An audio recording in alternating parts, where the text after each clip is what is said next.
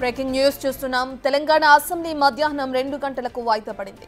సమావేశం ప్రారంభమైన వెంటనే మంత్రి శ్రీధర్ బాబు సభను వాయిదా వేయాలని కోరారు.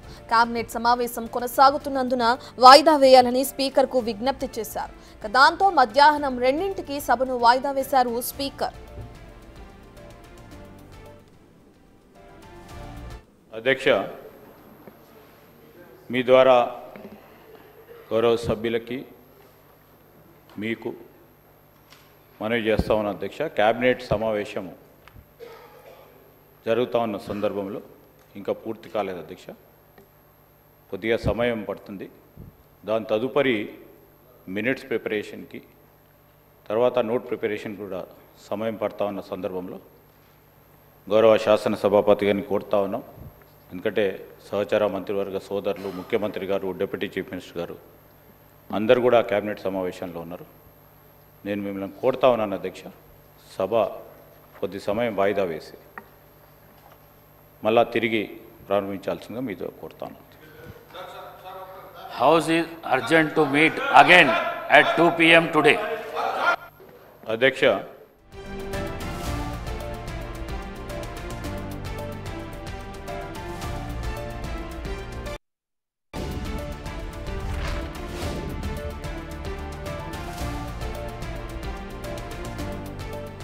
ఇదే విషయానికి సంబంధించిన పూర్తి డీటెయిల్స్ అందించడానికి మా అసోసియేట్ ఇన్పుట్ ఎడిటర్ నగేష్ అందుబాటులో ఉన్నారు. రైట్ నగేష్, ఇప్పటికే చూసుకుంటే తెలంగాణ అసెంబ్లీ మధ్యాహ్నం 2 గంటలకు వాయిదా వేయడం మనం చూస్తున్నాం. ఎలా చూడొచ్చు అంటారు? ప్రస్తుతం అయితే కేబినెట్ సమావేశం కొనసాగుతుంది. బీసీ కులగణకు సంబంధించిన అంశం పైన, అలాగే ఎస్సీ వర్గీకరణకు సంబంధించిన 2 అంశాలపైన కేబినెట్ అయితే కొనసాగుతుంది.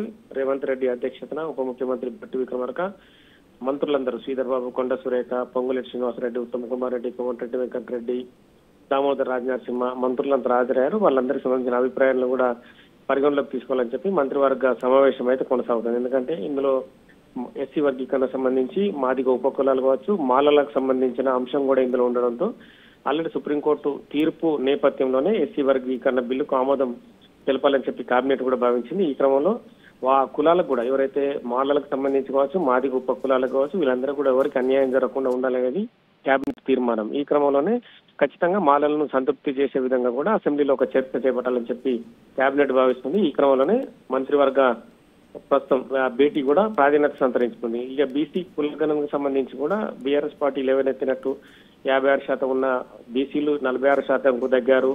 ఈ మధ్యనే తీర్మానం మల్లన్న ఎమ్మెల్సీ కూడా బీసీలకు సంబంధించిన చాలా అంశాలను కూడా తెరపైకి తీసుకొచ్చాడు. ఇవన్నీ కూడా కేబినెట్ మీటింగ్ లో చర్చ కొనసాగుతుంది. ఎందుకంటే బీసీలకు సంబంధించి ఖచ్చితంగా రాబోవు స్థానిక సంస్థల ఎన్నికల్లో, ఎందుకంటే ఎంపీటీసీలు, జెడ్పీటీసీలు, సర్పంచుల ఎన్నికల్లో కూడా ఖచ్చితంగా ప్రాధాన్యతనివ్వాలనేది ప్రభుత్వంలో ఉన్న మంత్రులందరి వాదన కూడా. ఎందుకంటే బీసీ గలాన్ని కాంగ్రెస్ పార్టీ ప్రభుత్వం నెత్తికెక్కించుకుంది కాబట్టి ఖచ్చితంగా కాంగ్రెస్ పార్టీ మేనిఫెస్టోలో కూడా బీసీలకు సంబంధించిన అధిక ప్రాధాన్యత ఇవ్వాలని చెప్పి కూడా భావించారు.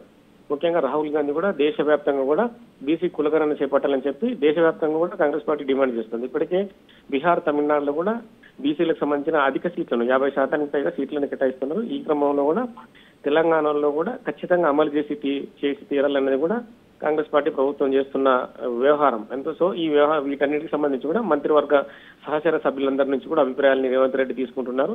ప్రతి విషయాన్ని కూడా కేబినెట్ లో మొదట వాళ్ళు చర్చించుకున్న తర్వాత అసెంబ్లీలో కూడా ఏ పాయింట్ లేవనెత్తాలి, ప్రతిపక్ష సభ్యులు ఏదైనా పాయింట్ రేజ్ చేస్తే ఎలాంటి సమాధానం ఇవ్వాలన్న దానిపైన కూడా ప్రస్తుతం మంత్రివర్గ కూర్పులో దీనిపైన చర్చ కొనసాగుతుంది.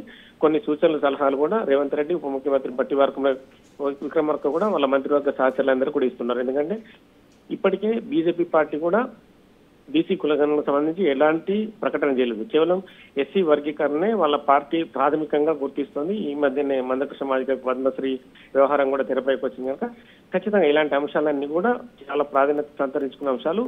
అగ్నెస్ట్ అంటే వీళ్ళ ప్రతిపక్ష పార్టీలను ఎలా ఎదుర్కోవాలన్న దానిపైన కూడా మంత్రివర్గ సంఘం ఇంకా కూడా భేటీ కొనసాగుతుందన్న క్రమంలోనే శ్రీధర్ బాబు, ఇటు కొండా సురేఖ, శ్రీధర్ బాబు గడ్డం ప్రసాద్ కుమార్ స్పీకర్ ను వెళ్లి వాయిదా అడిగారు. 2 గంటలకు వాయిదా కూడా ఇవ్వడం జరిగింది. అలాగే అసెంబ్లీ మండలి చైర్మన్ ని కూడా గుత్తా సుఖేందర్ రెడ్డిని కూడా కొండా సురేఖ వెళ్లి పర్సనల్ గా మండలిని కూడా వాయిదా వేయాలని చెప్పి అడిగారు.